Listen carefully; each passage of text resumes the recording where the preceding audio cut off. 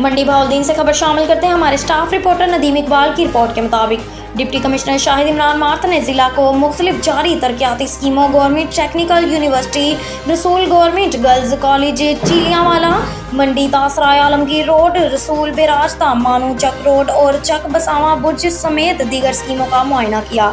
Deputy commissioner ने जारी तरक्याती स्कीमों के काम की क्वालिटी और रफ्तार का जायजा लिया और ज़रूरी हदायत जारी की। डिप्टी कमिश्नर ने तरक्याती मंसूबों की रफ्तार मजीद तेज करने की हदायत की। इस मौका पर डिप्टी कमिश्नर ने मुतलका अफसरान को हदायत की कि वो अवामी फलाह बहबूद के इन तरक्याती मंसूबों को मुकर्ररा मयार और मुद्दत के अंदर मुकम्मल किया जाए। डिप्टी कमिश्नर ने कहा कि आम आदमी को सीवरेज, वाटर सप्लाई और मयारी रोड नेटवर्क की सहूलियात फराहम करना किसी भी हुकूमत की अवलीन तरजीह होती है, जिसको खलूस नियत और कौमी तमीर के जज्बे से पाया तकमील तक पहुँचाया जाए।